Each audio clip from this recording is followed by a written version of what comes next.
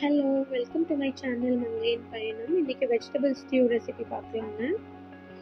அதுக்கு ஒரு மண் சட்டியில் கொஞ்சமாக தேங்காய் எண்ணெய் எடுத்துருக்கேன். உங்களுக்கு தேங்காய் எண்ணெய் பிடிக்காதுன்னா நார்மலாக எந்த ஆயில் யூஸ் பண்ணுவீங்களோ அதை எடுத்துக்கோங்க.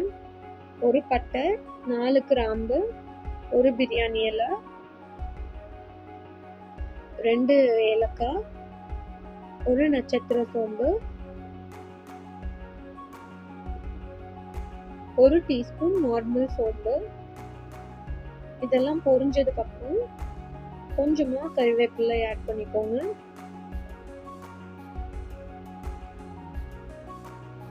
நான் 2ல இருந்து 3 பச்சை மிளகாய் ஆட் பண்றேங்க. உங்களுக்கு எவ்வளவு காரம் வேணுமோ அவ்வளவு ஆட் பண்ணிக்கோங்க.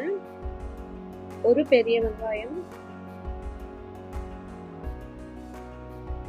இந்த வெங்காயம் லைட்டா கலர் மாறும்போது நம்ம வெஜிடபிள்ஸ் ஆட் பண்ணிடணுங்க.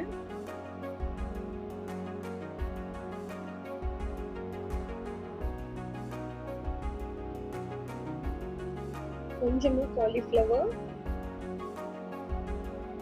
பீன்ஸ், கேரட்,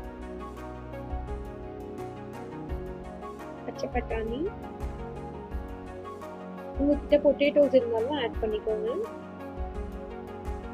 இப்போ வெஜிடபிள்ஸ் குக் ஆகிறதுக்கு தேவையான சால்ட் ஆட் பண்ணிக்கலாங்க.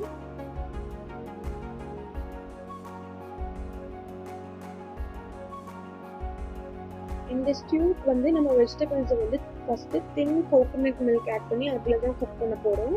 தண்ணி ஆட் பண்ண போகிறது இல்லைங்க. தின் கோகோனட் மில்க் ஆட் பண்ணிக்கோங்க. அண்ட் இன்னொரு மெயின் இன்க்ரீடியன்ட் இதுக்கு என்னென்னா பெப்பர் தான். அது வந்து ஒரு டேபிள் ஸ்பூன் ஃபுல்லாக தாராளமாகவே ஆட் பண்ணிக்கோங்க.